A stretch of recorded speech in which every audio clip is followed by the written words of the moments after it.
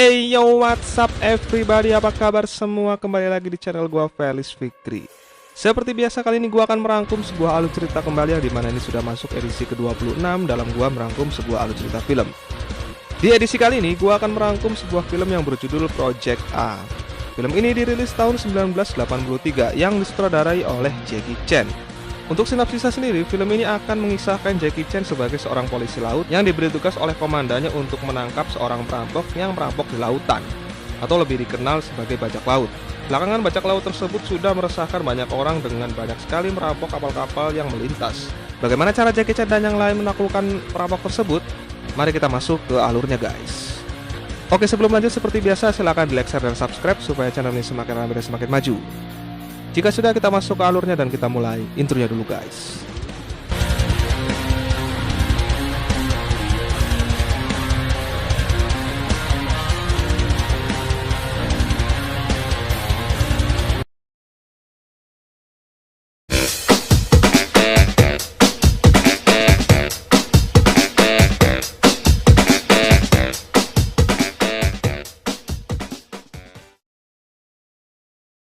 Oke, di scene awal kita akan diperlihatkan para petinggi kepolisian Hong Kong tengah membahas sebuah rapat masalah penangkapan seorang perampok berkedok bajak laut yang sudah lama menjadi target operasi. Di dalam rapat tersebut, terdiri dari Kolonel Mi selaku kepala besar yang bertanggung jawab atas kepolisian darat dan kepolisian laut.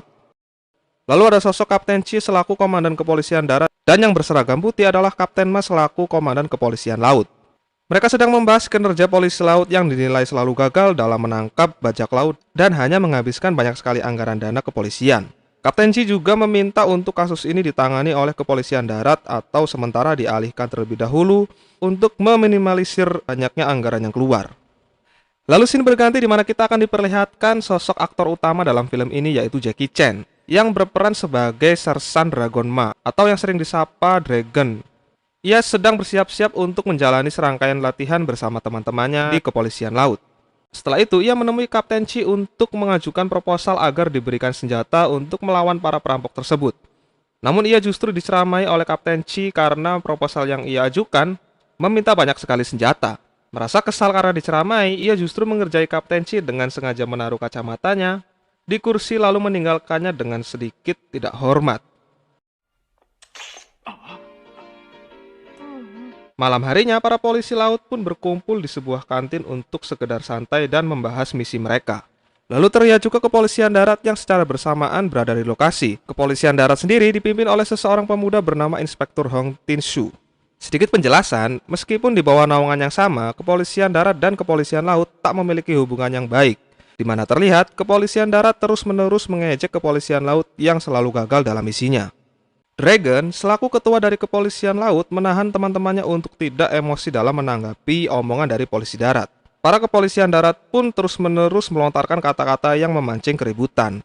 Pihak dari kepolisian laut pun mencoba membalas dengan beberapa kata-kata lewat dua pemuda yang bernama Tai dan Mulut Besar. Namun humor yang dilontarkan mereka berdua membuat salah satu dari mereka emosi dan sengaja menampol muka Tai dengan menggunakan sepiring mie instan. Awalnya Dragon masih menahan teman-temannya agar tidak berkelahi, namun Inspektur Hong datang dan menyiram wajah Dragon dengan bir, karena Dragon dianggap telah mengotori baju miliknya. Karena sudah melampaui batas, mau tak mau pertarungan pun terjadi.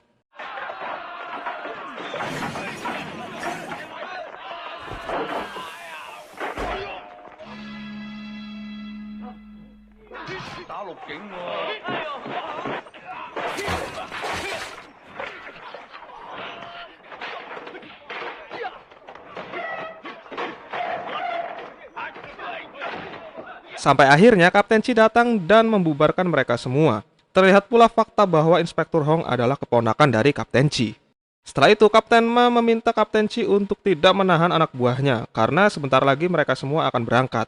Dengan segala keterbatasan, akhirnya Kapten Chi membebaskan mereka semua. Dragon pun meminta maaf atas semua ini. Namun sang kapten membenarkan keputusan Dragon karena sejujurnya ia juga membenci para polisi darat tersebut.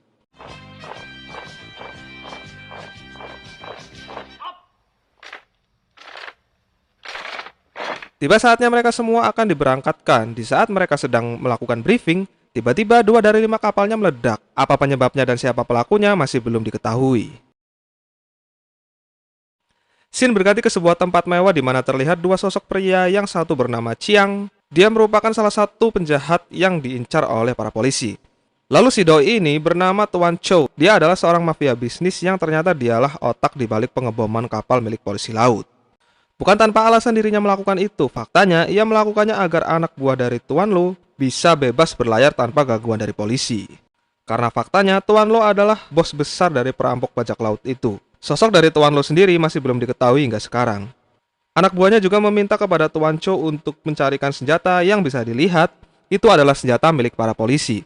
Karena hanya polisi yang memiliki akan senjata tersebut, akhirnya Tuan Chow memerintahkan anak buahnya untuk menyewakan seseorang ahlinya yang bernama Fei untuk menjalankan tugas ini. Dan sosok seorang Fei sendiri adalah Sammo Hung. Terlihat dirinya sedang bermain judi dengan menggunakan mahjong, di mana dirinya sangat mahir dalam bermain. Sosok Fei sendiri di samping dirinya ahli dalam mencuri, ia juga jago dalam bela diri. Setelah mengalahkan lawan-lawannya, ia pun dihampiri oleh anak buah Chow dan segera diberi tugas. Kembali ke Kapten Ma, setelah semua yang terjadi, sang kapten meminta kesempatan kembali untuk menyusun strategi ulang dalam menangkap para perampok tersebut. Namun semua rencananya ditolak, dan yang lebih mirisnya lagi, Kapten Ma diberhentikan dari tugasnya, lalu semua anak buahnya akan dialihkan di bawah kepemimpinan dari Kapten Chi. Dengan sangat terpaksa, mau tidak mau Dragon and Friend pun menurutinya. Dan untuk sementara waktu, kepolisian laut diberhentikan dan dibubarkan.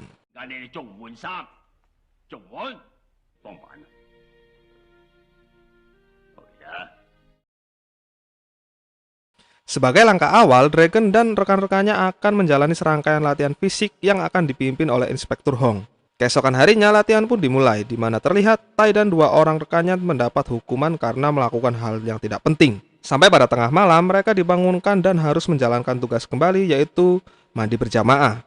Karena menurut Inspektur, hal ini adalah agar melatih mereka semua dari segi kedisiplinan dan memanfaatkan waktu dengan sebaik mungkin. Di hari kedua, latihan pun dilanjutkan, di mana latihan kali ini Inspektur Hong mengajarkan cara memakai granat.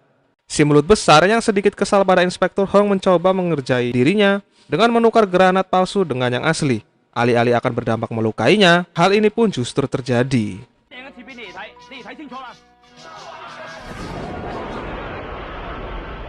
Setelah dirasa siap, Inspektur Hong langsung mengadakan briefing untuk menangkap Chiang yang merupakan buronan lama polisi. Seperti yang kita tahu, Chiang sendiri saat ini berada di klub mewah milik Tuan Chow. Setelah paham, mereka semua pun berangkat. Setibanya di sana, mereka semua bertemu dengan para penjaga. Awalnya mereka semua dilarang masuk sampai akhirnya Dragon sedikit mengacau. Dan demi menjaga tempatnya tetap kondusif, akhirnya mereka diizinkan masuk. Dragon yang memiliki insting bahwa Chiang berada di balik pintu tersebut, dengan kecerdikannya ia pun berhasil menemukan Chiang dan pertarungan pun dimulai.